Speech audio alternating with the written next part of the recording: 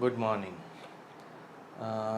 Last time જે આપણે સંતુલનના પ્રશ્નો જોયા હતા એની અંદર જ આપણે થોડી ઘણી વધારે ડિસ્કશન કરી શકાય અને એક ક્વેશ્ચન જો કે એ જ ટાઈપનો આપણે સળિયા માટે લીધેલો એના જેવો જ એક પ્રશ્ન છે એ લઈ લઈએ અને પછી પાછા આમાં હિંજ બળોની પણ વાત થાય છે. તો હિંજ બળોની હું તમને 2-3 મેથડ્સ જો સમજાવી દઈશ તો પણ મારા ખ્યાલથી બધા જ હિંજ બળોના પ્રશ્નો થાય. હું વારંવાર એક જ શબ્દ તમને કહેતો આવ્યો છું કે તમે રોટેશનલ મોશનની અંદર પુષ્કળ પ્રશ્નો નીકળી શકે એટલે તમે એનો કોન્સેપ્ટ પાકો કરી લો તો જ તમને આવડે. બાકી પ્રશ્નો ગમે તેટલા કરવાથી તમે ગ્રીપ આવે એવી શક્યતા નથી.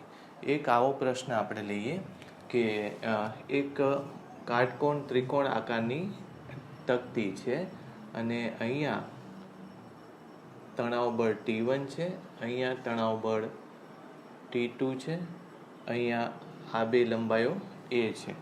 તમને એમ કહે છે કે આ સંતુલનમાં હોય તો T1 અને T2 T1 and T2 શું થાય જો તે સંતુલનમાં હોય.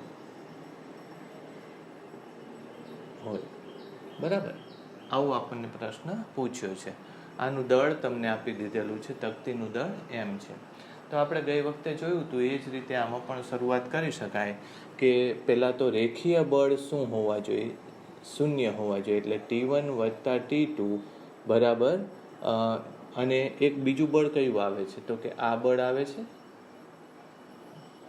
mg.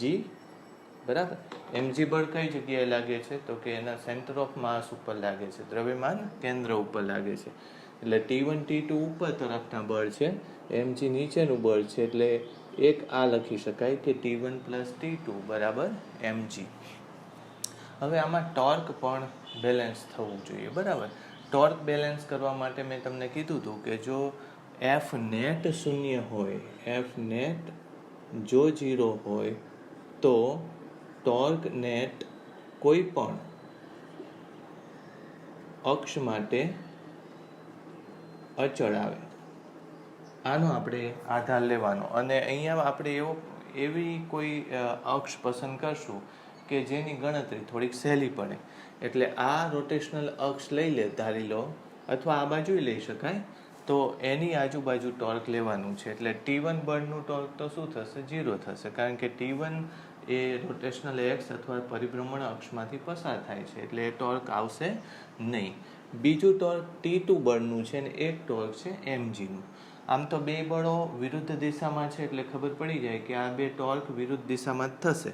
છતાંય જો તમને આઈડિયા લેવું હોય તો R આ બાજુ છે, T2 આ બાજુ છે, એનું ટોર્ક ક્યાં આવ્યું? બહારની તરફ. એટલે T2નું ટોર્ક જો લેશો તો બહારની તરફ આવે છે અને T1નું ટોર્ક લેશો તો કે R આ બાજુ છે, mg આ બાજુ છે. એટલે T1નું ટોર્ક કઈ બાજુ આવશે? અંદરની તરફ આવશે. એટલે આમ તો ટોર્ક બંને વિરુદ્ધ દિશામાં છે. હવે બેલેન્સ થવા માટે બંનેના મૂલ્યો કેવા હોવા જોઈએ? ઇક્વલ હોવા જોઈએ.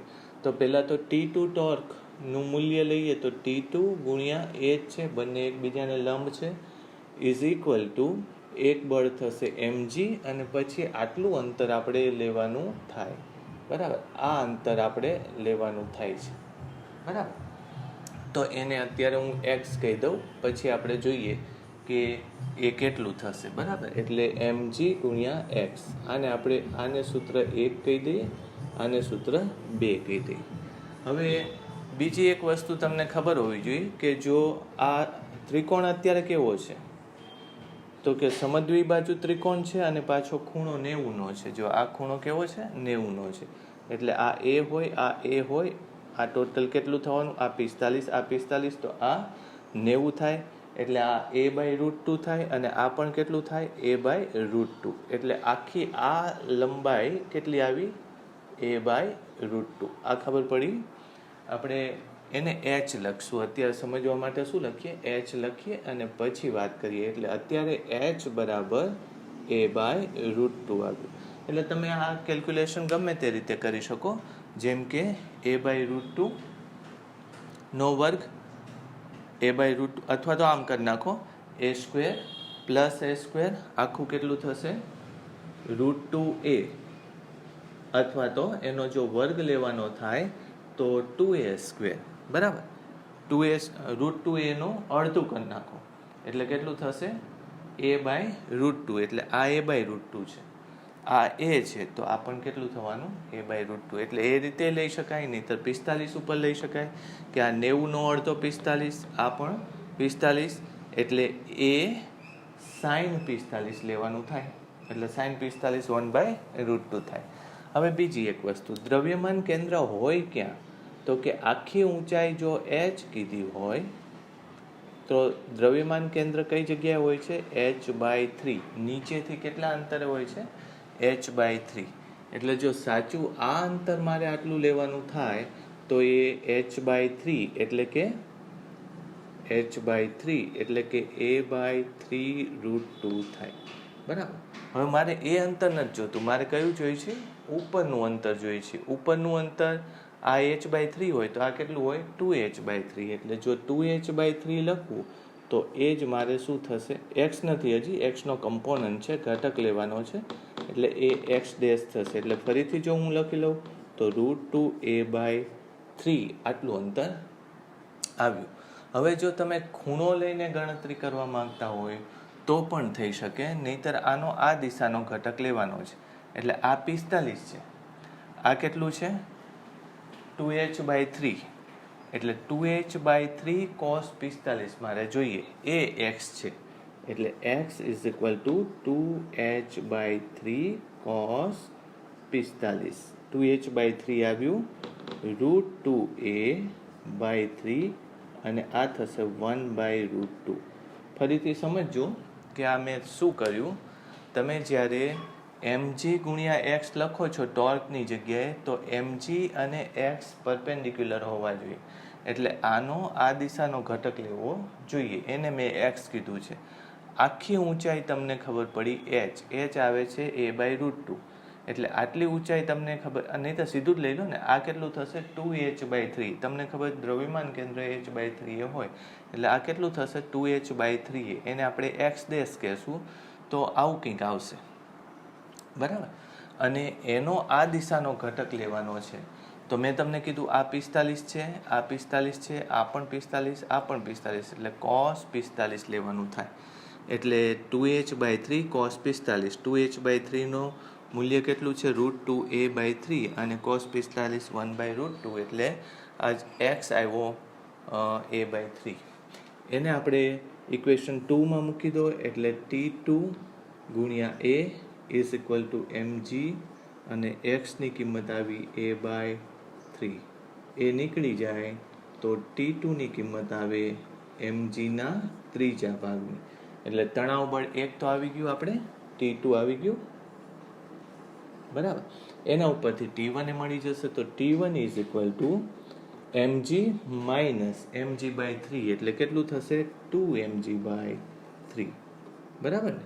mg અહીંયા તમે જો T2 ની કિંમત મૂકી દો, એને આ બાજુ લઈ જાઓ mg/3, એટલે T1 થશે 2mg/3. એટલે આ એક દાખલો ગઈ વખતે રહી ગયો તો આપણે સોલ્વ નહોતો કર્યો, બેટરી ડિસ્ચાર્જ થઈ ગઈ હતી એટલે. પણ હવે તમે આ એક એમાં એડ કરી નાખો. આપણે સળિયાના દાખલા લીધા તણાવવાળા, પછી એમાં મેં કઈ કઈ બીજી શક્યતાઓ આવી શકે એની મેં વાત કરી હતી તમને. સળિયા ઉપર કોઈ માણસને ઊભો રાખી દે તો એ પણ થઈ શકે. પછી સળિયાને થોડોક અમુક ખૂણે રાખે તો એ પણ કેલ્ક્યુલેશન થાય. આમાંય તમે વિચારો કે અહીંયા તમને એમ કીધું હોય કે 2a/3 જેટલા અંતરે એક 40 કિલો અથવા તો m/4m, એટલે આનું દળ m છે તો 4m દળવાળો માણસ ઊભો છે. તો આમાં T1 T2 શોધો, તો આમાં એક વધારાની બાબત કઈ આવશે? તો કે T1 + T2 = mg + 4mg એવું આવે આમાં, બરાબર. એક માણસ ઊભો છે, આ જ વસ્તુ ગણવાની છે. આ તમે હોમવર્કમાં લખી લેજો કે એક માણસને ઊભો રાખ્યો છે કેટલા અંતરે? તો કે 2a/3 જેટલા અંતરે આના કરતાં 4 ગણા દળવાળો માણસ ઊભો છે. તો આમાંય પાછું તણાવ બળ કેટલું થાય તો તમે શોધી શકો. આમાં mg પ્લસ 4 mg, એટલે આ ટોટલ આવશે 5 mg. પછી પાછું આમાં તમારે ટોર્ક લેવું પડે, તો આનું ટોર્ક હવે આમાં એડ થશે, બરાબર. એટલે T1નું ટોર્ક નથી આવતું, T2નું આવે છે, mgનું આવે છે અને 4mનું આવે છે, બરાબર. આ અંતર તમને 2a/3 આપી દીધું છે, એટલે એક્સ્ટ્રા ટોર્ક કયું એડ થશે, તો કે 4mg ગુણ્યા 2a/3. એ તો કરી નાખશો તમે, મને એવું લાગે છે. એટલે આ એક પ્રશ્ન મેં તમને દીધો, એ હોમવર્કમાં લેજો. પ્લસ એક જો તમારે બીજો પ્રશ્ન કરવો હોય તો આવું તમે વિચારી લો, મેં તમને આવો પ્રશ્ન કરાવ્યો. આ T1, આ T2, પછી એ અને આ રીતનું ત્રિકોણ બને છે. ત્રિકોણ તો કેવું છે, હજી પહેલાં જેવું જ છે, પણ અત્યારે તમને ત્રિકોણનો ખૂણો ધારો કે 37 ડિગ્રી આપેલો છે, તો એ પણ તમે ગણતરી કરી શકશો. દાખલો આનો આ જ છે, પણ તમે ત્રિકોણને અમુક ખૂણે રાખો તો તણાવ બળ કેટલા થાય એની એ કેલ્ક્યુલેશન આમાં થઈ શકે, બરાબર. તો આને નોટ ડાઉન કરી લો. હવે આગળનું લઈએ આપણે.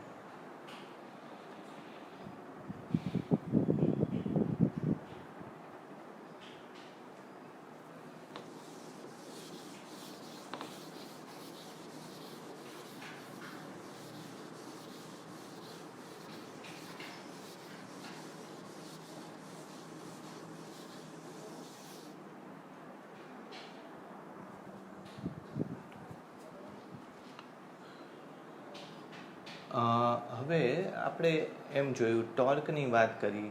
ટોર્કમાં શેની જરૂર પડે છે, બળ અને અંતરની જરૂર પડે છે. પણ ઘણીવાર બળ તમને ન આપ્યું હોય અને તમને કોઈ પદાર્થ આવી રીતે આપેલો છે અને એ પદાર્થ ફરે છે, બરાબર. આ એનું આ અક્ષની આજુબાજુ એ પદાર્થ ધારી લો કે ફરે છે, તો આ બિંદુએ તમારે એનું ટોર્ક શોધવાનું કીધું હોય. તો ટોર્ક માટે બળ જરૂર પડે, પણ તમને બળ નથી આપ્યું. એટલે અત્યારે શું કીધું છે કે ઓમેગા અચળ નથી. પહેલાં તો ઓમેગા અચળ છે એવું કીધું હોય તમે, બરાબર. ઓમેગા અચળ છે એવું કીધું હોય તો આમાં સ્વાભાવિક રીતે ટોર્ક નહીં આવી શકે. શું કામ, તો કે તમને ખબર છે કે આ પરિભ્રમણ ગતિ થાય ત્યારે શું થવાનું છે કે એનું કેન્દ્ર તરફનું પ્રવેગ એક આવવાનો છે. કયો છે, રેડિયલ એક્સલરેશન અથવા તો કેન્દ્રગામી પ્રવેગ આવશે. પણ એનો ટેન્જેન્શિયલ એક્સલરેશન કંઈ આવશે નહીં, કારણ કે ઓમેગા શું છે, અચળ છે. ઓમેગા અચળ હોય તો એનો એટી પ્રવેગ કંઈ આવતો નથી. જો એટી પ્રવેગ ન હોય તો આ દિશાનું કોઈ પણ બીજું બળ ન જ હોઈ શકે, બરાબર. પંખો તમે ચાલુ કરો ત્યારે એની સ્પીડ વધતી હોય ત્યારે પંખા ઉપર બળ એને લાગતું હોય છે. કઈ દિશામાં, તો કે પંખાની અક્ષને લંબ દિશામાં એનું બળ લાગતું હોય છે. તો આમાં કોઈ પણ ટોર્ક ઉત્પન્ન ન કરી શકે. પૃથ્વી આપણી સૂર્યની આજુબાજુ ફરે છે કે ચંદ્ર પૃથ્વીની આજુબાજુ ફરે છે તો એમાં ટોર્ક નથી આવતું. એનું કારણ એવું છે કે એમાં જે બળ લાગે છે કેન્દ્ર તરફ જ લાગે છે. એટલે ટોર્ક આવવા માટે ઓમેગા અચળ ન હોય, યાદ રાખજો, ઓમેગા અચળ ન હોય, બરાબર. અને ઓમેગા અચળ ન હોય તો એનો મતલબ શું છે કે આલ્ફા હોવું જોઈએ, બરાબર. આલ્ફા હોવું જોઈએ. આલ્ફા એટલે શું, કોણીય પ્રવેગ. કોણીય પ્રવેગ હોય તો એટી મળી જાય. એટી એટલે શું, આલ્ફા ગુણ્યા આર, આવું મળી જશે. એટલે ઘણીવાર તમને બળ ન આપ્યું હોય તો આવી ગણતરીમાંથી આપણે આગળ નીકળવું પડે. એટી બરાબર આલ્ફા ગુણ્યા આર, તો પછી લંબ બળ જો લઈએ, લંબ બળ બરાબર એમ ગુણ્યા એટી, આવું થશે. તો એમ પછી એટી એટલે આલ્ફા ગુણ્યા આર, આવું થાય. હવે અત્યારે તો મેં શું કીધું કે જો દ્રઢ પદાર્થ હોય તો આવું તો બધા કણ માટે કરવું પડશે આપણે, બરાબર. એટલે અત્યારે જો લખીએ કે જો રિજિડ બોડી અથવા તો દ્રઢ પદાર્થ હોય તો આવા કેટલાય કણો બનશે. તો પછી તમારે એ ટી બરાબર તમામ જુદા જુદા કણો ઉપર લાગતા બળનું, આપણે પહેલાં તો આમ તો ટોર્ક લઈ લઈએ ને સીધું. બળ શું કામ લેવું જોઈએ, આપણે ટોર્ક લઈ લઈએ, બરાબર. દ્રઢ પદાર્થ હશે તો એનું પરિણામી ટોર્ક એટલે પહેલા કણનું ટોર્ક પ્લસ બીજા કણનું ટોર્ક પ્લસ ત્રીજા કણનું એવી રીતે સો ઓન. હવે પહેલા કણનું દળ શું છે તો કે m1 છે, અને આલ્ફા તો કે આલ્ફા તો બધા કણનો કેવો રહેશે? સમાન, કારણ કે કોણીય ગતિમાં ઓમેગા આલ્ફા થીટા સમાન છે. એને જ આપણે શું કહીએ છીએ? વેરિયેબલ્સ ઓફ સર્ક્યુલર મોશન અથવા તો રોટેશનલ મોશન. એટલે આલ્ફા સેમ રહેશે. અત્યારે હું સ્મોલ આર કરી નાખું એટલે r1 પ્લસ આપણે અહીંયા ભૂલ કરી, હા આ બળ આવી ગયું. હવે ટોર્ક હું અહીંયા લઈ લઉં એટલે શું થાય? ટોર્ક બરાબર એફ લંબ ગુણ્યા આર એવું થશે. એફ લંબ એટલે એમ આલ્ફા આર ગુણ્યા આર એટલે શું થશે? એમ આલ્ફા આર સ્ક્વેર. ટોર્કની વાત કરીએ તો લંબ બળ ઉપરથી આટલું આવે, એટલે જો હું ટોર્ક લઉં તો શું થશે? એમ આલ્ફા આર વન સ્ક્વેર પછી m2 આલ્ફા r2 સ્ક્વેર, અને આવી રીતે આખું લખી શકાય. આલ્ફા હું બહાર લઈ લઉં m1 r1 square plus m2 r2 square અથવા તો mn rn સ્ક્વેર. આવું થાય. તમને આ ખબર છે આને શું લખીએ છીએ આપણે? જડત્વની ચાક માત્રા, મોમેન્ટ ઓફ ઇનર્શિયા. એટલે મોમેન્ટ ઓફ ઇનર્શિયાના આધારે ટોર્કનું આવું એક સૂત્ર બની જાય. એને આપણે શું લખશું? ટોર્ક બરાબર I ગુણ્યા આલ્ફા. આ જે રેખીય ગતિની અંદર m ગુણ્યા એના સૂત્ર જેવું છે, બરાબર. હવે આમાં એક વસ્તુ યાદ રાખજો કે ટોર્ક જડત્વની ચાક માત્રા અને આલ્ફા બેના ગુણાકારથી બને છે. તો આમાં એવું જરૂરી છે કે જડત્વની ચાક માત્રા એ એના દ્રવ્યમાન કેન્દ્રને આધારે જ લેવામાં આવે. કારણ કે જો સમજો કે દ્રવ્યમાન આ જે છે મોમેન્ટ ઓફ ઇનર્શિયા,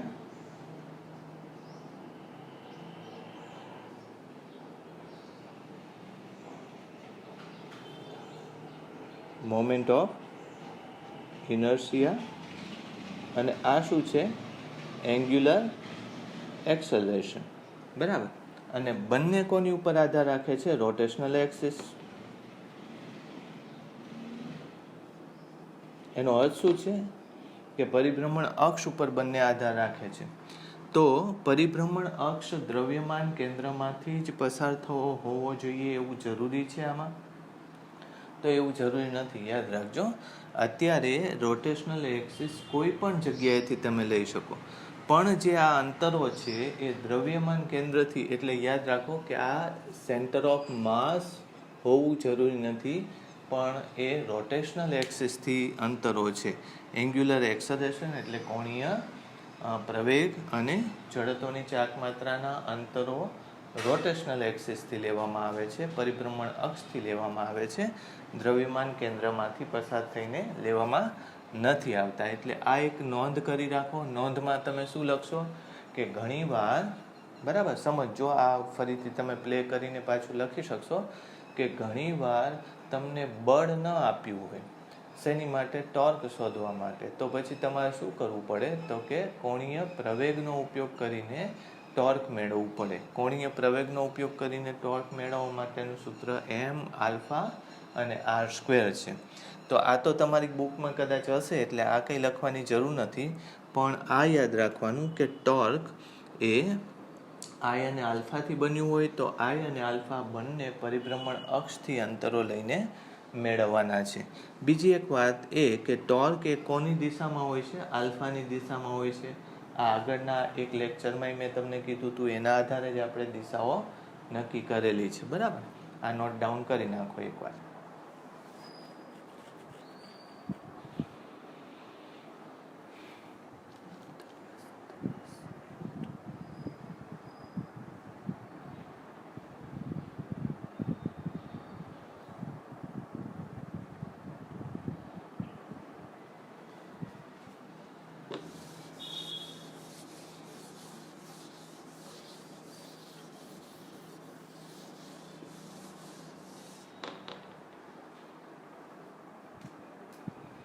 હવે સીડી અથવા તો નિસરણી લેડર પ્રોબ્લેમ્સ એ લઈએ. લેડર પ્રોબ્લેમ્સમાં ખાસ હવે બંને વચ્ચેનો એક ડિફરન્સ સમજો કે અત્યારે આગળના દાખલા લીધા, મેં એમાં કોઈ વસ્તુ લટકાડી હતી, અને લટકાડી એટલે કયું બળ આવે? તણાવ બળ આવે, બરાબર. પછી એટલે તણાવ બળવાળા પ્રોબ્લેમ્સ આપણે રોટેશનલ મોશનમાં લીધા. એક બીજી શક્યતા આવી છે, શેમાં? સીડીમાં છે, નિસરણીમાં છે, કે જેમાં તણાવ બળ નહીં આવે પણ લંબ બળ આવશે. અને આ જ વસ્તુ બીજા શેમાં આવશે? હિંજ બળોમાં. સમજો, હિંજ બળ એટલે તમે એને કોઈ વસ્તુ સાથે આ રીતે જડી લીધો છે, અહીંયા સળિયો જડેલો છે, તો આમાં તણાવ બળ નહીં આવે, શું આવશે? હિંજ બળ આવશે. અને મેં તમને કીધું હતું કે હિંજ બળ બે લેવા જોઈએ, એક લંબ દિશામાં આવે, જેમ કે અત્યારે જો આનું દળ હશે તો આમ નીચે આને દળને લીધે ઉપર એક લંબ પ્રત્યાઘાતી બળ એ બનાવશે, બરાબર.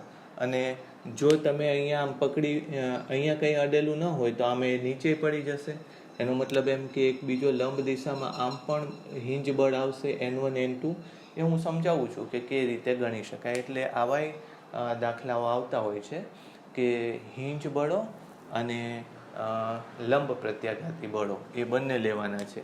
તો પહેલાં તો નિસરણી માટે હું વધારે દાખલા નહીં લઉં. નિસરણી માટે પણ મેં આગળ વાત કરી એવા અઢળક દાખલા બનાવી શકાય, પણ તમે ખાલી આનો કોન્સેપ્ટ સમજો તો પછી એમાં શક્યતાઓ આપોઆપ તમને ખબર પડી જશે કે આમાં શું શું એ ચેન્જ કરી શકે. એક નિસરણી ધારો કે આવી રીતે મેં મૂકેલી છે, બરાબર. નિસરણીની લંબાઈ આપણે લઈ લઈએ 10 મીટર, નિસરણીનું દળ લઈ લઈએ આપણે 10 કિલોગ્રામ, બરાબર. આવી રીતે કદાચ ન લેવું હોય ને સીધું L અને Mમાં ગણતરી કરવી હોય તો એ ચાલે. પછી એક ખૂણો લઈ લઈએ 37 અથવા તો 53. એક બીજી વાત સમજો કે G-NEET-માં જે ખૂણાઓ આધારિત ગણતરી હશે એમાં 30, 60 કે 45 વાળા શક્યતા કરતાં 37 અને 53 વાળી શક્યતા વધારે છે, કારણ કે 3/5 અને 4/5 જેવી સરળ આંકડો એમાં આવી જાય છે. પહેલામાં શું આવે છે? √3 આવે, √2 આવે, એ થોડું કોમ્પ્લિકેટેડ થઈ જાય છે. એટલે એવું આમાં બહુ શક્ય નથી. હવે તમને આ કેસમાં એવું કીધું છે કે આમાં ઘર્ષણ બળ જો આમાં ન આપ્યું હોય, પહેલાં તો એ સમજો કે જો ઘર્ષણ બળ જ ન હોય તો આ નિસરણી અહીંયા તો નથી, અહીંયા દિવાલ ઉપર ઘર્ષણ બળ કોઈ નથી, પણ જો આ નીચેની સપાટી ઉપર નિસરણી આવી રીતે દિવાલ અને જમીન સાથે ટેકાવીને રાખેલી છે. હવે નીચેનું ઘર્ષણ બળ જો 0 હોય તો આપોઆપ નિસરણી લસરી પડવાની છે, બરાબર. એટલે આ નિસરણી ટકશે નહીં. એટલે જો નિસરણીને સ્થિર રાખવી હોય તો નીચેનું ઘર્ષણ બળ કંઈ હોવું જોઈએ નહીં. સરળતા ખાતર હું દિવાલ ઉપરનું ઘર્ષણ બળ અત્યારે કંઈ લેતો નથી. હવે આની અંદર પ્રોબ્લેમ્સ અથવા તો સવાલો કયા ટાઈપના પૂછે એની વાત કરીએ, બરાબર. તો સૌથી પહેલાં તો તમને એમ કે કેટલું ઘર્ષણ બળ જરૂરી હોય જેથી સીડી અથવા તો નિસરણી ત્યાં સ્થિર રહે, બરાબર. કેટલું ઘર્ષણ બળ જરૂરી હોય જેથી સીડી કે નિસરણી ત્યાં સ્થિર રહેશે, આ એક પ્રશ્ન. બીજો પ્રશ્ન એવો પૂછાય કે આટલો મેં એનો કોએફિશિયન્ટ ઓફ ફ્રિક્શન એટલે કે ઘર્ષણાંક આપેલો છે, તો વધારેમાં વધારે ઓછામાં ઓછા કેટલા ખૂણે સીડીને રાખી શકાય જેથી એ છેલ્લી વાર સ્થિર રહે, બરાબર. આ રીતે હું ગણતરી તમને કરાવું છું, પણ થશે શું એ જુઓ. તો કે આમાં એક બળ આ દિશામાં આવશે, એ કયું બળ આવશે? લંબ પ્રત્યાઘાતી. અને આમાં એક બીજું બળ લંબ પ્રત્યાઘાતી આ દિશામાં આવશે. તમે સમજો, નિસરણી આની ઉપર પડી છે એટલે જમીનને નિસરણી ધક્કો કઈ બાજુ મારે છે? નીચે મારે. તો જમીન એને ધક્કો કઈ બાજુ મારે? ઉપર મારે. એટલે જો હું આને N1 લઈ લઉં અને એ જ રીતે નિસરણી આના ટેકે પડી છે એટલે દિવાલને નિસરણી કઈ બાજુ ધક્કો મારે છે? અંદર તરફ. તો દિવાલ એને કઈ બાજુ ધક્કો મારે છે? બહારની તરફ. તો એ પાછું બીજું લંબ પ્રત્યાઘાતી બળ હશે. બંને લંબ પ્રત્યાઘાતી બળ સમાન નહીં હોય, કારણ કે લંબ પ્રત્યાઘાતી બળનો આધાર કોની ઉપર હોય છે? તો કે જે તે વસ્તુએ મારેલા ધક્કા ઉપર હોય છે, બરાબર. એટલે મારે અત્યારે આવી રીતે N1 અને N2 બે બળો થયા. બરાબર. હવે સમજીએ કે સ્થિર રહેવા માટે સંતુલન હોવું જોઈએ. સંતુલન કયા બે ટાઈપના હોય છે? એક તો રેખીય સંતુલન ને બીજું એન્ગ્યુલર ઇક્વિલિબ્રિયમ. તો રેખીય સંતુલન માટે બધા બળોનો સરવાળો કેટલો થાય? 0 થાય. તો સમજો, એક તો અહીંયા ઘર્ષણ નથી, એટલે એક ઘર્ષણ આ બાજુ ઘર્ષણ બળ લાગશે, એને આપણે આમ કહીએ. એનું કારણ શું છે કે સીડી આમ સરકી જવા માંગે છે, એટલે ઘર્ષણ બળ આમ લાગશે. બરાબર, એક એ લીધું. પછી બીજું, એના દ્રવ્યમાન કેન્દ્ર ઉપર નીચે તરફનું એક બળ લાગે, એ કયું બળ છે? mg બળ. બરાબર, આ સિવાયના કોઈ બળ આવતા નથી. અને જો અહીંયા ઘર્ષણ બળ આપ્યું હોય તો અહીંયા એક્સ્ટ્રા એક બળ આવે. બરાબર, અત્યારે એ નથી લેતા, સરળતા ખાતર સમજવા માટે આવું લેતા નથી. ઓકે, તો અત્યારે જો હું બળોનું સંતુલન કરું, બરાબર, રેખીય સંતુલનની વાત કરીએ, લિનિયર ઇક્વિલિબ્રિયમ અથવા તો રેખીય સંતુલન. રેખીય સંતુલનની વાત કરીએ તો ઉપરના બળો નીચેના બળ બરાબર થાય છે. ઉપરનું બળ કેટલું છે? તો કે N1 બરાબર શેના બરાબર કેટલું થશે? mg. એમ તમને આપેલું છે 10 છે, 10 ગુણ્યા 10 એટલે કેટલું થશે? 100 ન્યૂટન જેટલું N1 થશે. બરાબર, હવે આગળ પાછળના બે બળોને સરખાવી દો તો F2 બરાબર N2 થશે. હવે એ ખબર નથી આપણને કે F2 કેટલું છે. બરાબર, પણ આપણે મહત્તમ F2 લેશું અને ત્યાં કિંમત પછી પાછી મૂકી દેશું. બરાબર, તો આ રેખીય સંતુલનની શરત થઈ. હવે ટોર્કની વાત કરીએ. બરાબર, એને શું કહેશું? રોટેશનલ અથવા તો રોટેશનલ ઇક્વિલિબ્રિયમ અથવા તો એન્ગ્યુલર ઇક્વિલિબ્રિયમ. ગુજરાતીમાં શું કહેશું? ચાક ગતિકીય સંતુલન, આવું લખશું. તો એમાં ટોર્ક બધા 0 કરવાના થશે. તો ટોર્ક લેવા માટે મેં તમને કીધું કે જો બળો તમે સરખાવી દીધા તો ટોર્ક તમે ગમે તે અક્ષની આજુબાજુ લઈ શકો, એમાં કોઈ નિયમ નથી. તો અત્યારે આ બિંદુમાંથી બે બળો પસાર થાય છે, તો એ બિંદુ લઈ લો ને, તો તમારે બે ટોર્ક આપોઆપ કેવા થઈ જાય છે? 0 થઈ જાય છે. એટલે આ અક્ષની આજુબાજુ હું એન્ગ્યુલર ઇક્વિલિબ્રિયમ ગણતરી કરું, એટલે N1 નું ટોર્ક 0 આવે છે, F નું ટોર્ક 0 આવે છે, આવશે ટોર્ક mg નું, અને બીજું આવશે N2 નું. તમને જો ખબર ન પડતી હોય તો મેં પાછું કીધું કે આને અક્ષને અનુરૂપ આ જે બળ છે એ આમ ફેરવવાની કોશિશ કરે છે, અને આ અક્ષને અનુરૂપ આ અક્ષને અનુરૂપ આ બળ એને આમ ફેરવવાની કોશિશ કરે છે. બંને એકબીજાને કેવા છે? વિરુદ્ધ દિશામાં છે. બરાબર, એટલે ટોર્ક સરખાવી લેશો તો એ ચાલશે. હવે mg નું ટોર્ક હું લખું તો mg નું પેલું બળ, પછી આખું અંતર L 10, અડધું અંતર 5, અને મારે આટલું લંબ અંતર લેવાનું છે, તો 5 cos 53 લેવું પડશે મારે. સમજાય છે આ વસ્તુ? એટલે મારે આ લંબ અંતર ગુણ્યા આ બે લંબ થઈ જવા જોઈએ, અંતર અને બળ. એટલે 5 cos 53. cos 53 એટલે કેટલું? તો કે 3/5. એટલે 5 ગુણ્યા 3/5 એટલે 3 થશે. એટલે સીધું અહીંયા હું લખી નાખું 3. સમજ પડી? એટલે 5. જો આને તમારે લખવું હોય તો લખી શકો, પણ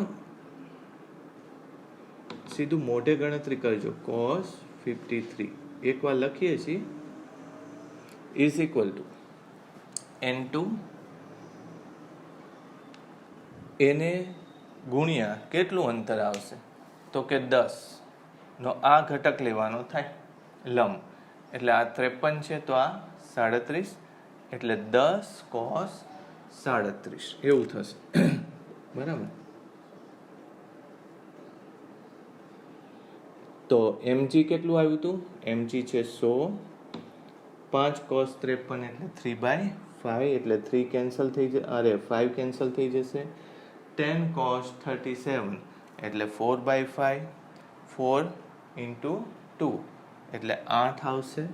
તો N2 ગુણ્યા 8. આવું આવશે, બરાબર.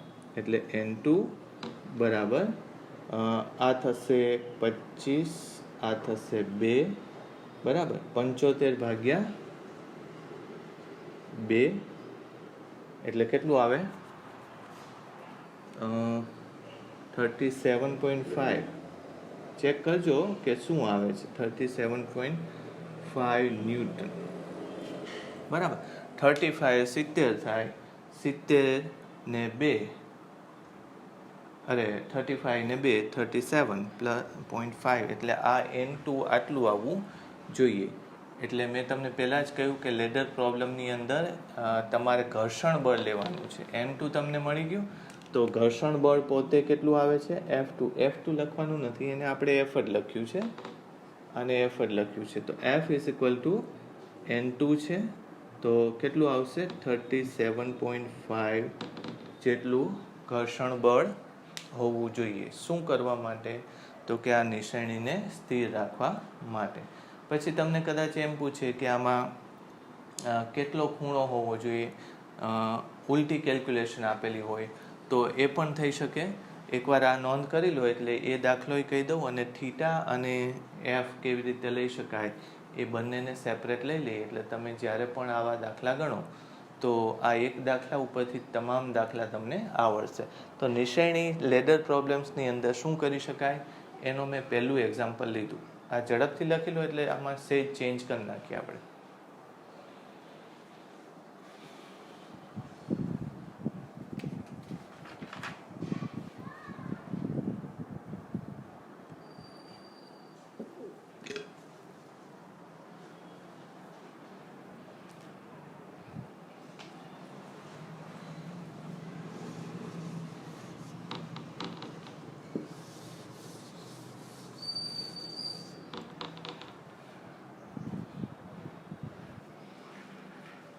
જો હવે કદાચ આવો ડેટા ન આપ્યો હોય તો થીટાના સ્વરૂપમાં આપણે કેલ્ક્યુલેશન કરી શકાય. આ બધું આ જ સિચ્યુએશન છે. અહીંયા શું લખી લો તમે? થીટા આપ્યો છે એવું લઈ લો.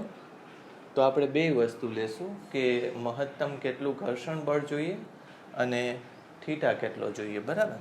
તો પહેલાં તો આવું જ થશે. N1 બરાબર mg અને F બરાબર N2 એવું થશે. રોટેશનલ ઇક્વિલિબ્રિયમમાં મેં તમને કીધું કે mg આ આખી લંબાઈ તમે L લઈ લો. આ ડેટા લેવો જ નથી આપણે. mg ગુણ્યા આ L/2 cos થીટા એવું લખો. એટલે L/2 cos થીટા આવું થશે. આ પહેલાંનું ટોર્ક શેનું લીધું? આનું ટોર્ક લીધું. પછી આનું ટોર્ક લેશું તો શું થશે? N2 પછી આ L છે, બરાબર. અને L cos થીટા આમ નીચે થાય, L sin થીટા લેવું પડશે, બરાબર. એટલે L sin થીટા એનું ટોર્ક થશે, બરાબર. આપણે ગણતરી કરી એની એ જ છે, પણ આમાં આટલો ચેન્જ આવશે, બરાબર. આ બે નીકળી જશે. હવે N2 ની કિંમત કેટલી થાય? તો કે N2 બરાબર mg/2 mg/2 tan થીટા એવું લખી લો. mg/2 tan theta.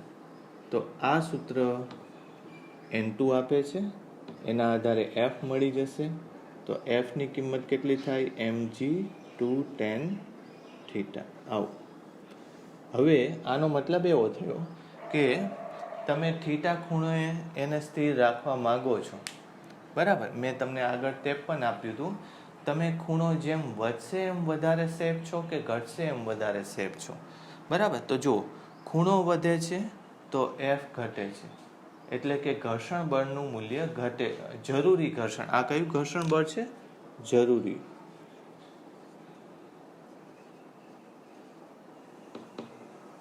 એટલે જો ખૂણો આવી લેડરની જગ્યાએ આવી લેડર વધારે સ્થિર હોય, ખૂણો વધે છે તો જરૂરી ઘર્ષણ બળનું મૂલ્ય ઓછું થાય છે. એટલે એનો અર્થ શું થયો? વધારે સેફ છો. તો આના આધારે તમે કહી શકો કે ઘર્ષણ બળ આપેલા ખૂણા માટે કેટલું હોવું જોઈએ. થીટા ખૂણો તમને 45 આપી દીધો, તો ઘર્ષણ બળ કેટલું હોવું જોઈએ? આ મહત્તમ થાય કે ન્યૂનતમ ઘર્ષણ બળ થાય? આનાથી વધારે ઘર્ષણ બળ હોય તો તમે સેફ છો જ, બરાબર.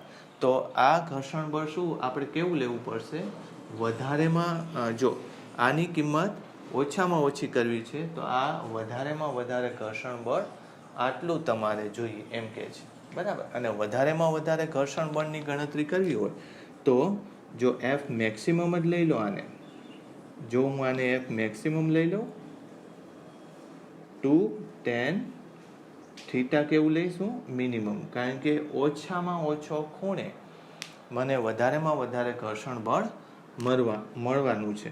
તો આના ઉપરથી હું આમ લખી શકું કે therefore theta minimum is equal to mg ના છેદમાં 10 થીટા મિનિમમ mg ના છેદમાં 2 f મેક્સિમમની જગ્યાએ શું લખાય, મ્યુ ગુણ્યા લંબ બળ કયું આવશે, તો કે લંબ બળ અત્યારે કયું આવવાનું છે, n1 આવવાનું છે, બરાબર. કયા ઘર્ષણની વાત કરો છો, આ ઘર્ષણની. તો એ ઘર્ષણનું બળ n1 આવશે અને n1 ની કિંમત તમને ખબર છે કેટલી છે, mg, બરાબર. આને જો એકવાર લખવું હોય તો આમ લખી લો n1 mg 2 મ્યુ mg નીકળી ગયું. તો આના આધારે થીટા મિનિમમ બરાબર tan ઇનવર્સ કેટલું થશે, 1/2 મ્યુ. એટલે મેં તમને બે પ્રશ્નો કરાવ્યા, આ બે સૂત્રો પાકા કરી નાખજો.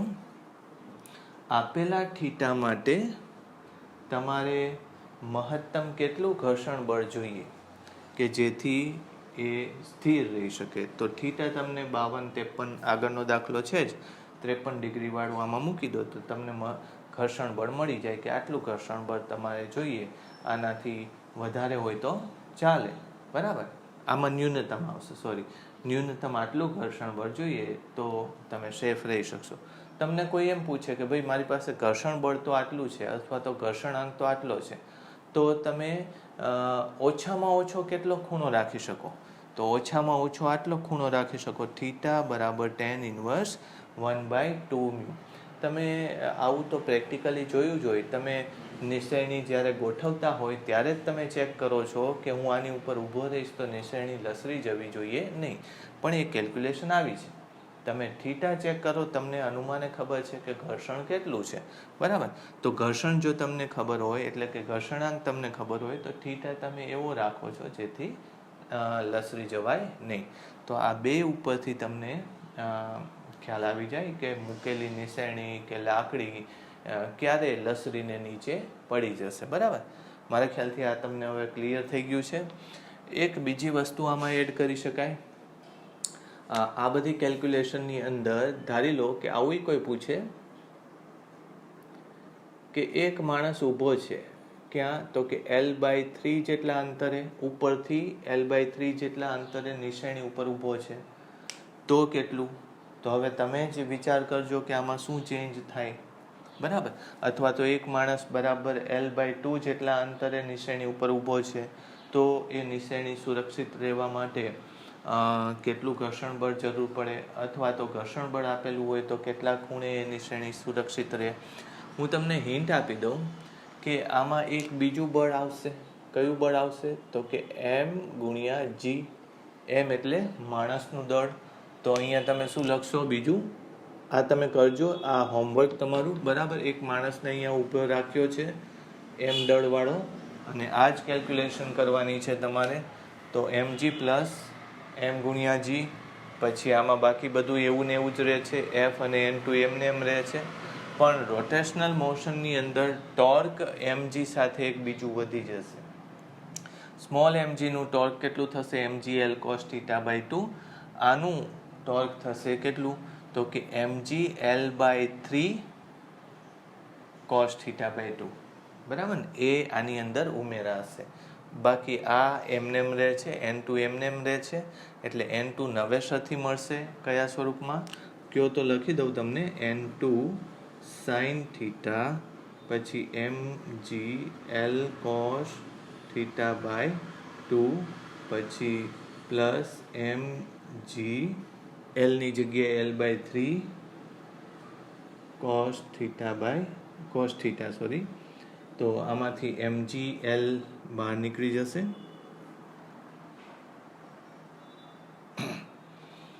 n2l છે એટલે l નીકળી જશે અહીંથી, બરાબર.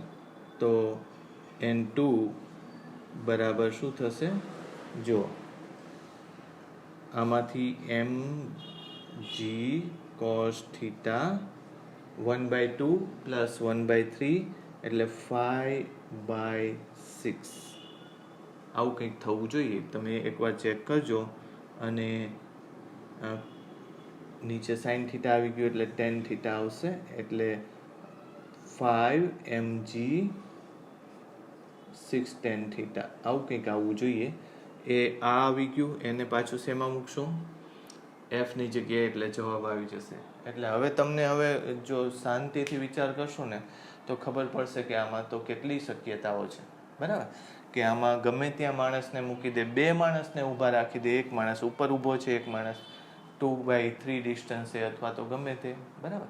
તો આ દાખલાની રીતે નહીં લેતા, પણ એક થિયરીની રીતે લેજો કે આમાં પુષ્કળ શક્યતાઓ છે, ઘણી બધી સંભાવનાઓ છે, બરાબર. અને આવા દાખલાઓ આવી શકે. અને આ દાખલા એટલા બધા અઘરા નથી કે કદાચ JEEની એડવાન્સ પરીક્ષામાં જ પૂછાય એવા અઘરા નથી. એ તો આનાથી વધારે અઘરા હોઈ શકે, બરાબર. તો ઝડપથી એકવાર આને નોંધ કરી લો.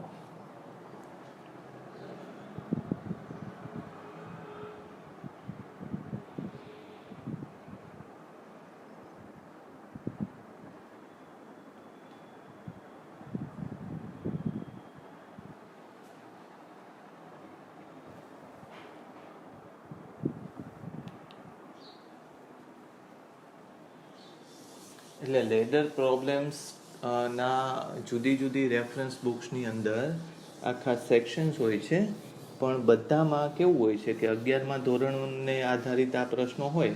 એટલે પેલા 45ના ખૂણે મૂકી દીધી હોય લેડર અથવા તો નિશેણી, પછી 60માં મૂકી. એટલે આવા કેટલા પ્રેક્ટિસ માટે જુદા જુદા દાખલા એ બનાવે, પણ આપણે એટલા બધા દાખલા લેવાની જરૂર નથી. તમને એક આખી મેથડ ખબર પડી ગઈ કે આમાં શું કરવાનું હોય છે, બરાબર. હવે હું તમને સેજ હિંજ બળોનો ખ્યાલ આપું, કારણ કે અત્યારે લેડર પ્રોબ્લેમમાં શું હતું કે અહીંયા નિશાની અહીંયા અડે છે તો એને આ એક જ બળ લાગે છે, બરાબર. એવી જ રીતે અહીંયા અડે છે તો આ લંબ બળ અહીં એક જ લાગે છે. પણ મેં નિશાનીને અહીંયા જડી દીધી હોય તો એને બે હિંજ બળો લાગે, N1 અને N2, બરાબર. તો એને આપણે હિંજ એટલે શું, આમ તો મિજાગરો, બરાબર. તો મિજાગરાના સવાલો હોય છે. ધારી લો કે આ એક દરવાજો છે, દરવાજાને બે મિજાગરા છે, અહીંયા દરવાજાને દિવાલ સાથે જડી દીધું છે. તો હિંજ બળ હંમેશા બે લંબ દિશામાં લેવાના. તમને એમ થાય કે સર કઈ દિશામાં લેવાનું, એવું જરૂરી નથી, એ આપોઆપ મળી જશે. પણ બે લંબ દિશામાં લેવાની, અને બને ત્યાં સુધી એ બંને લંબ દિશાઓ એવી લેવાની કે તમારા બળની અક્ષ ઉપર કાં તો આવતી હોય, બરાબર. એક બળની એક લંબ પ્રત્યાઘાતી બળ તમે લગાડેલા બળની અક્ષ ઉપર આવતી હોય. અહીંયા દ્રવ્યમાન કેન્દ્ર M છે, તો એને mg એક બળ આમ લાગે છે. હવે મેં તમને કીધું કે આમાં તમે બે લંબ બળો લઈ શકો. કયા બળો? હિંજ બળો. અહીંયા લખીએ હિંજ ફોર્સીસ, બરાબર. હિંજ બળો ક્યારે આવે તો કે તમે આને આમ લટકાડી દો ત્યારે ખાલી એક લંબ પ્રત્યાઘાતી બળ જ આવશે. પણ જો હું આને આમ પકડી રાખું તો અહીંયા આમ પકડી રાખો, આ મિજાગરો થયો આમ, તો અહીંયા બે બળો લાગે. એક તો આપણે એટલે ગમે તે બે દિશામાં લઈ શકાય, પણ એક તો આમ લેવું જોઈએ અને બીજું બરાબર એને લંબ લેવાનું, બરાબર. એટલે હું તમને એક પોઈન્ટ લખાવી દઉં, લખી લેજો કે પહેલાં તો હિંજ બળ એટલે શું એ સમજો. લખો, હિંજ એટલે મિજાગરો. હિંજ એટલે મિજાગરો. જે પદાર્થને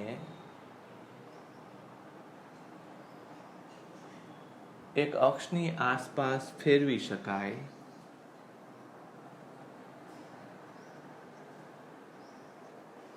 તેવી વ્યવસ્થા કરવી હોય તો તેમાં હિંજનો ઉપયોગ થાય છે. હિંજ અથવા તો મિજાગરાનો ઉપયોગ થાય છે.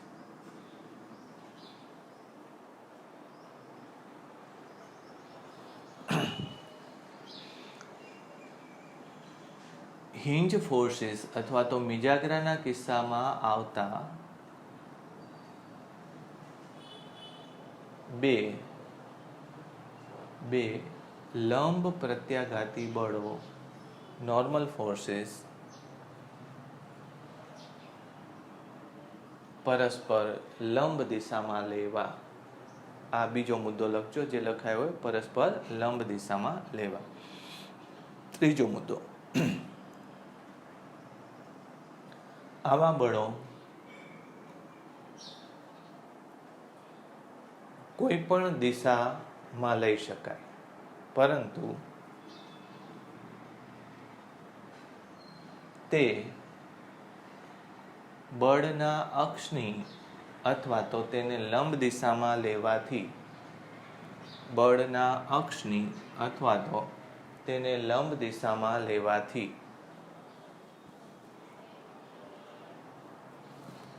ગણતરી સહેલી પડે છે. ગણતરી સહેલી પડે છે.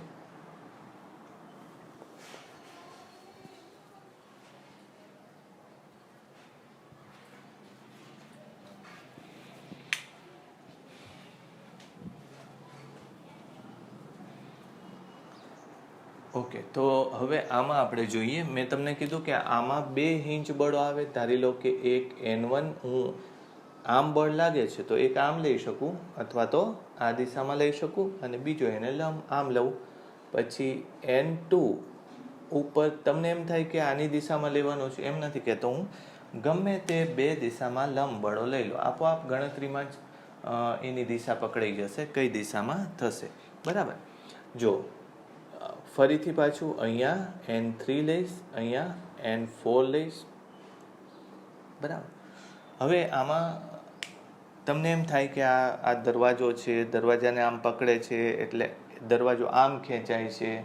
બરાબર. તો લંબ પ્રત્યાઘાતી બળ કદાચ અંદર હશે, દરવાજો જો આમ ખેંચાતો હશે તો દરવાજો આમ ધક્કો મારે છે. તો એટલે સમજો કેવી રીતે લાગે છે. હું ફરીથી એક એક્ઝામ્પલ આપું તમને. આ રીતે છે. તો ધારો કે આ દરવાજો આમ પડવા માંગે છે, તો શરૂઆતમાં તમે વિચારો તો આ N1 અને N2 બે બળો સમાન હોય તો નહીં હોય. શું કામ નહીં હોય? જુઓ તમે, કારણ કે આની ઉપર આ હિંજ ઉપર, ઉપરની હિંજ ઉપર વધારે ભાર આવે છે, નીચેની હિંજ ઉપર ઓછો ભાર આવે છે. ઉપરની હિંજ ઉપર દરવાજો આમ પોતાને તોડાવી નાખવા માંગે છે, આમ જવા માંગે છે, એટલે હિંજે અંદર બળ લગાડવું પડે. નીચેની હિંજ ઉપર દરવાજો આમ અંદર જવા માંગે છે, આવી રીતે આમ અંદર જવા માંગે છે, એટલે દરવાજો અંદર બળ લગાડે છે તો હિંજ એને બહાર બળ લગાડે. પછી પાછું બેયનું દળ છે, એટલે દળ આમ નીચે ખેંચવા માંગે છે એટલે હિંજ એને ઉપર ખેંચવા માંગશે. ટૂંકમાં તમને દિશાની કદાચ ન ખબર, અત્યારે મેં સમજાવ્યું એમ દિશા સાથે સમજાવ્યું, પણ તમને દિશા કઈ બાજુ છે એ ખબર ન પડે તો બહુ ચિંતા કરવાની જરૂર નથી. ગણતરી આની એટલી સહેલી હોય છે કે આપોઆપ દિશા આવી જશે. મેં એક અત્યારે બહુ સરળ કિસ્સો લીધો છે કે હિંજ બળ આમાં બે સરખા હોય, N1 અને N3 સરખા હોય તો ન હોય, કારણ કે જુદી જુદી જગ્યાએ લાગે છે. હિંજ બે જુદી જુદી જગ્યાએ છે. એ જ રીતે N2 અને N4માં પણ ડિફરન્સ હોઈ શકે. તો શરૂઆતમાં તો આમાં આ દરવાજો બેલેન્સ રહેવા માટે આ દિવાલ છે, બરાબર. આ દરવાજો બેલેન્સ રહેવા માટે એનું રેખીય ઇક્વિલિબ્રિયમ અથવા તો લિનિયર ઇક્વિલિબ્રિયમ કેવું હોવું જોઈએ? બનેલું હોવું જોઈએ, જેથી બળો બધા એના કેવા હોવા જોઈએ? શૂન્ય હોવા જોઈએ. તો એક તમે અત્યારે લખી શકો કે અત્યારે ઉપરના બે બળો મેં લીધા, N2 પ્લસ N4, અને નીચેનું એક બળ કયું છે? mg. તો આ બંને એકબીજાને બેલેન્સ કરતા હોવા જોઈએ. આ મેં એક વસ્તુ લીધી. બીજી એક વસ્તુ કે N1 પ્લસ N3 એક જ દિશામાં છે, પણ એને આ દિશામાં કંઈ બળ નથી, તો એને બેલેન્સ કરતું બળ છે નહીં, એટલે શું લખી નાખો? 0. તો એના ઉપરથી એક ખબર પડી કે ભાઈ N1 અને N3 બંને એક દિશામાં તો નહીં હોય. N1 અને N3 બંને વિરુદ્ધ દિશામાં હશે. એટલે N1 જો આમ હોય તો N3 અંદર હશે, N3 જો આમ હશે તો N1 અંદર હશે. સમજ પડી? તો આવી રીતે અમુક કેલ્ક્યુલેશન થઈ શકે. એટલે પહેલાં મેં તમને કીધું કે દિશાઓ તમે આ લીધી તો તમને એમ થાય કે સર મેં સાચી લીધી છે, ન હોય તો એ કંઈ વાંધો નહીં. આમાં આવી ગયું કે બંને દિશાઓ એકબીજાની વિરુદ્ધમાં હોવી જોઈએ. બરાબર. હવે એના મૂલ્ય લઈએ તો એનું ટોર્ક લેવું છે. બરાબર. તો ટોર્ક લેવા માટે પણ આમાં કંઈ વાંધો નથી. જો ધારી લો કે હું આ અંતર C લઈ લઉં અથવા તો A લઈ લઉં. આ અંતર કેટલું લઈ લઈએ આપણે? A લઈ લઈએ. અને આ અંતર B લઈ લઈએ, આખું અંતર B લઈ લઈએ. સમજાયું? મેં આ આખું અંતર A નથી લીધું, મેં બે હિંજ વચ્ચેનું અંતર A લીધું છે. એ સમજો. તો હવે હું ટોર્ક પણ આમાં ઇક્વિલિબ્રિયમમાં લાવવાની ટ્રાય કરું. તો મેં તમને કીધું કે જો બળો સમતુલનમાં હોય તો ટોર્ક ગમે તે અક્ષની આજુબાજુ સંતુલનમાં લઈ શકાય. એટલે હું જો આ અક્ષ લઉં, બરાબર, તો મને N3 વાળું ટોર્ક 0 મળી જશે. એટલે એ ગણવાની જરૂર નહીં પડે. તો આ અક્ષને અનુરૂપ mgનું ટોર્ક, પાછું જોજો કે બંને ટોર્ક એકબીજાના વિરુદ્ધમાં છે કે સમાન છે. તો mg નીચે લાવે છે, આ અક્ષ છે એટલે એને આમ ફેરવવાની કોશિશ કરે છે. ટોર્કની કાં તો તમે દિશા મેળવો અને કાં તો કઈ બાજુ ફરશે એ મેળવો તોય ચાલશે. એટલે આ mg બળ આને આમ ફેરવવાની કોશિશ કરે છે. N1 બળ પણ એને એમ જ ફેરવવાની કોશિશ કરે છે. એનો મતલબ એમ કે આમાં કંઈક ગડબડ થવાની છે. એટલે પહેલાં તો આપણે બેયનું ટોર્ક શું કરી નાખીએ? ટોર્કનો ટોટલ સરવાળો કરીને ઇક્વેટ કરી નાખીએ. એટલે mgનું ટોર્ક કેટલું થશે? જો mgનું ટોર્ક mg ગુણ્યા આ લંબ અંતર કેટલું થશે? b/2. mgનું ટોર્ક કેટલું થશે? b/2. પાછું n નું ટોર્ક પણ કઈ બાજુ છે? એ બાજુ જ છે. એટલે એનો સરવાળો કરવો પડશે. એટલે પ્લસ, યાદ રાખજો મેં બે ટોર્કને ઇક્વેટ ન કર્યા, સરખાવ્યા નથી, સરવાળો કર્યો. શું કામ? તો તમે સમજો કે અહીંયા r આમ છે, mg આમ છે, r ક્રોસ f એટલે ટોર્કની દિશા અંદર જાય અથવા તો દરવાજો આમ ફરવા માંગે. પછી એ જ રીતે અત્યારે r આમ છે, n આમ છે એટલે વળી પાછું દરવાજો એમ જ ફેરવો એટલે બંને ટોર્ક એક જ દિશામાં આવે. હશે નહીં, એ તો આપણે આમાં સોલ્વ કરી નાખશું. એટલે ટોર્ક બંને એક જ દિશામાં આવે. એટલે n1 બરાબર n1 ગુણ્યા શું કરવું પડે? આટલું અંતર મેં એ લીધું છે અને ટોટલ ટોર્ક હજુ કેવું કરવાનું છે? 0 કરવાનું છે. તો એનો મતલબ એમ કે n1 ની કિંમત કેવી આવી? n1 બરાબર માઇનસ mgb ના છેદમાં 2 ગુણ્યા a. સમજ પડી? એટલે n1 ની કિંમત કેટલી આવશે? માઇનસ mgb ના છેદમાં 2a. આ બધી જ કિંમત પ્લસ છે. એનો મતલબ એમ કે n1 ની કિંમત માઇનસ છે.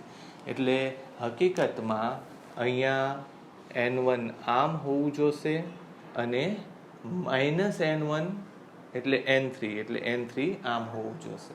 બરાબર. એટલે મેં તમને પહેલાં જ કીધું હતું કે મેં અત્યારે ભલે આમ લઈ લીધું પણ મેં હમણાં તમને શીખવાડ્યું હતું બંને મેં લંબ બળો કઈ દિશામાં લીધા? એક જ દિશામાં લીધા.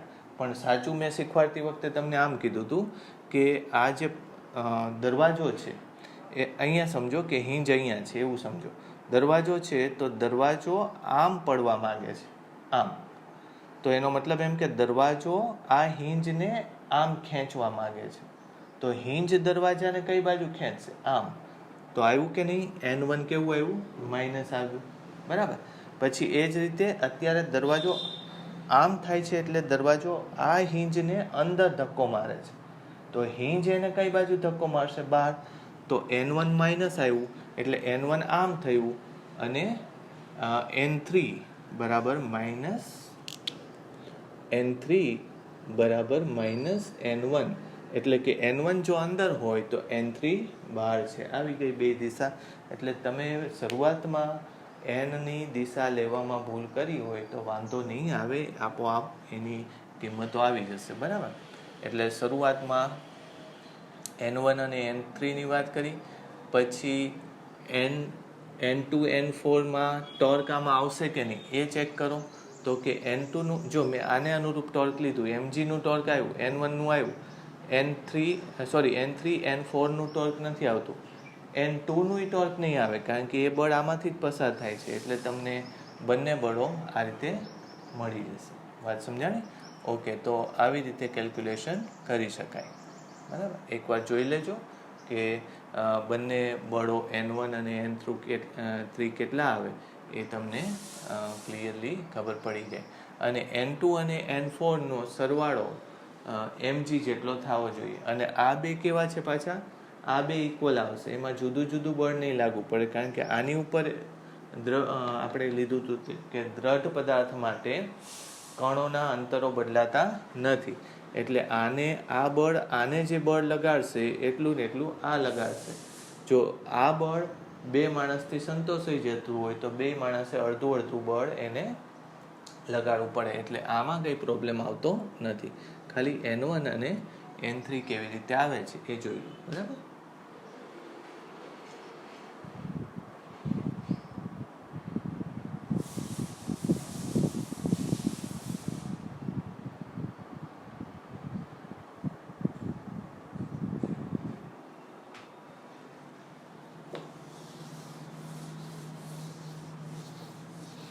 હવે હિંજ બળોના બીજા સળિયાવાળા પ્રશ્નો ઘણા છે, એટલે આટલું અત્યારે રહેવા દઈએ, અને પછી બીજો જ્યારે હું લેક્ચર બનાવું ત્યારે સળિયા માટે હિંજના પ્રશ્નો પણ એમાં આપણે આવરી લેશું. બરાબર. તો આ એકવાર તમે ઝડપથી રિવાઇઝ કરી નાખજો અને જોજો કે આમાં કઈ કઈ શક્યતાઓ આવી શકે છે. પુષ્કળ શક્યતાઓ હોય છે. મેં દાખલા કદાચ અત્યારે બહુ ઓછા લીધા હોય, પણ એમાં જે કોન્સેપ્ટ છે એ કોન્સેપ્ટ આખો આપણે એમાં આવરી લીધો છે. બરાબર.